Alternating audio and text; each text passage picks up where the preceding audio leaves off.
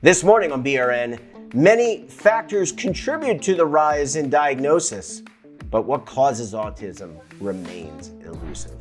And joining me now to discuss this is Allison Singer. She's the president of the Autism Science Foundation. Allison, great to see you. Thanks for joining us on the program this morning. Happy to be here. Yeah, it's great to talk to you. Let's start off with a base question. Let's talk about the prevalence of autism, and your organization's heavily involved in this area. How prevalent is autism in society today? Right now, the CDC reports that 1 in 34 children in the United States is diagnosed with an autism spectrum disorder. And that prevalence number has increased over time. Back in the 1960s, when my older brother was diagnosed with autism, autism was considered a very rare disorder. 1 in 10,000 were diagnosed. But the prevalence has steadily increased to now, as I said, 1 in 34. And is that prevalence increased because we just have there's better science and better awareness? We've had more time to study the diagnosis and ability to do that has changed dramatically. Is that the reason why the prevalence has gone up? Prevalence has changed for many reasons. You're right. We do have better ascertainment. There's much more awareness. There have been some societal changes that have increased the prevalence of autism.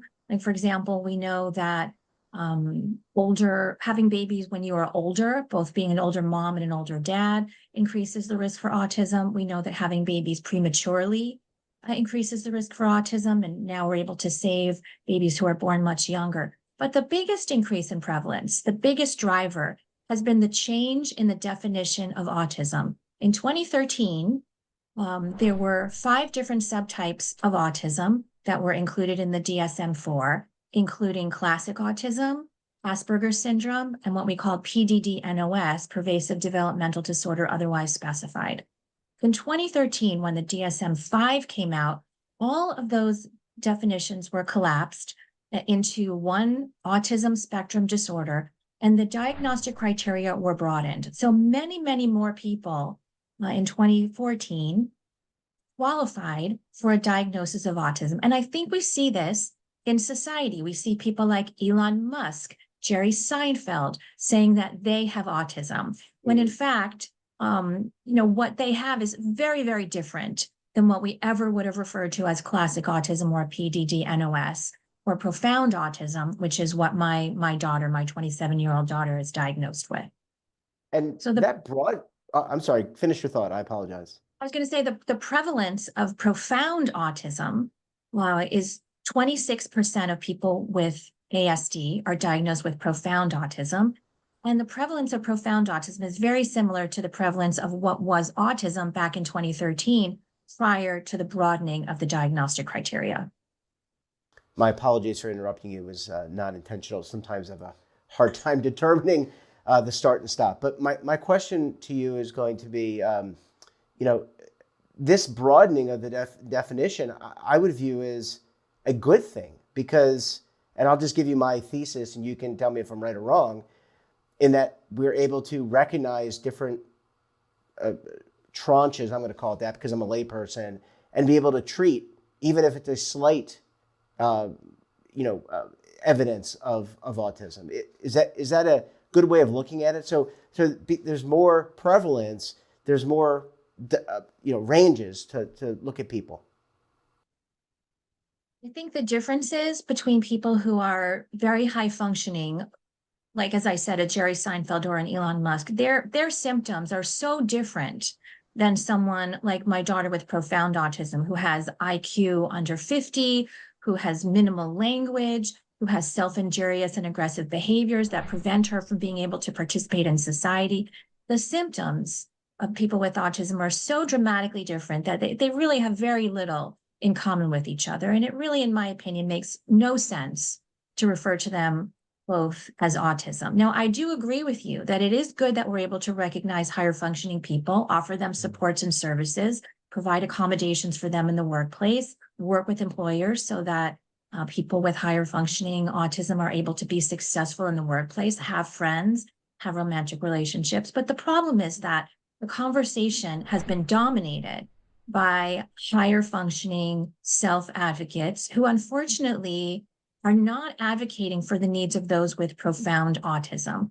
And so that has really fallen back to their parents to advocate for the people with profound autism who, as I said, have the most severe, significant, and challenging needs.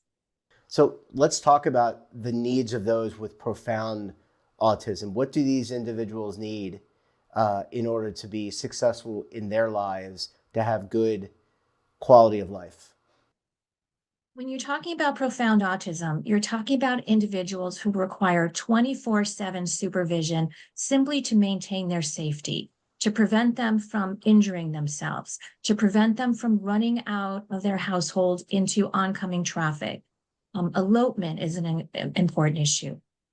These are individuals who have seizure disorders. These are individuals who don't sleep. My daughter, for example, would sleep 2 hours a night, and somehow she was able to get by with 2 hours of sleep a night, but I was not. Uh, That's these are amazing. individuals who have, as I said, seizure disorder, gastrointestinal disorders, other comorbidities like catatonia. These are individuals who are suffering with significant medical issues, who need attention, medical attention, and who need to be represented in autism research. Unfortunately, over the last, I'd say, 8 years at the National Institute of Health, people with profound autism were not included in research. It's very difficult to include them. A lot of the research criteria requires you to have IQ of 70. And these are individuals by definition who have IQ under 50. I understand why researchers are reluctant to include them. It's hard for them to stay still on the scanner, things like that. And it's much easier with the broadening of the diagnostic criteria to fill research studies with higher functioning people with autism who are able to complete surveys, who are able to communicate with the researchers. But that has to change, because if we are not including people with profound autism in research, then the research we're doing does not apply to them. So one of the areas where we are very focused on in our advocacy at the Autism Science Foundation is making sure that the 26% of people with autism who have profound autism are able to participate in research, and that research funding is set aside specifically to look at issues specific to profound autism. Uh, Allison, in terms of supporting parents and loved ones who of these family members, are there initiatives that we need to take? So you mentioned the grants to study profound autism in terms of research, but what about supporting the parents and the loved ones, the caregivers? I think we have to do a much better job in this country at creating resources and supporting families. I think we also have to do a better job at making sure everyone understands the very early warning signs of autism and profound autism, just because we know that still the best weapon we have against autism is early intervention. And so the earlier we're able to diagnose children, the sooner they can begin early intervention services. So it's always interesting to me that new parents and new grandparents always know the physical milestones for a new baby. They know when the baby should roll over. They know when the baby should pull up. They know a baby is supposed to walk it around on its first birthday. But it's just as important for parents and grandparents to know the early language milestones and developmental milestones. For example, by 9 months of age, babies should respond to their name. They should show expression in their face, like joy. They should be able to play simple interactive games like peekaboo. By a year, they should be waving bye-bye. They should be pointing to things in an effort to share their enjoyment or show that they see something and want to share their attention with you. So there are important steps that all parents and grandparents can take to make sure that autism is recognized and diagnosed as soon as possible. And so it sounds like we need to do more education. I'm not saying me, but societally, we need to do more education for new parents, grandparents, basically everyone to look at what to help with this identification.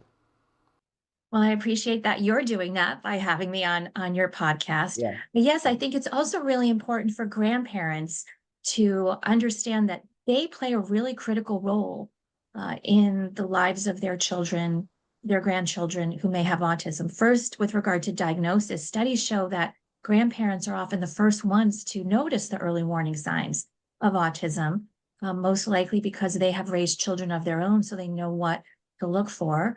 But they've often told us that they are reluctant to share any concerns they have with their children, particularly a daughter-in-law, because they don't want to be seen as interfering or destroy relationships. But we always encourage parents to speak up. Your kids may be upset when you first tell them, but a year or two later, when that child is in early intervention and gaining skills, they will come back and they will thank you. But it's tough. It's particularly tough for grandparents when a child is diagnosed. Grandparents, I think they grieve twice. They grieve first for their child with autism, who is going to have all these challenges, and then they also grieve for their son or daughter whose life is going to be made very different by virtue of having a child with autism. But they have a very, very critical role to play. Yeah, they certainly do. Well, Allison, you're doing great work. I don't need to tell you that. You know that. And you're making a big impact. We appreciate you coming on the program. And look, we look forward to having you back again very soon. Happy to come back. Thank you for having me. Don't forget to subscribe to our daily newsletter, The Morning Pulse, for all the news in one place. Subscribing to The Morning Pulse supports BRN programming. And don't forget to join us again tomorrow on BRN for another great edition of our program. Until then, I'm Jeff Snyder. Stay safe, keep on saving, and don't forget, roll with the changes.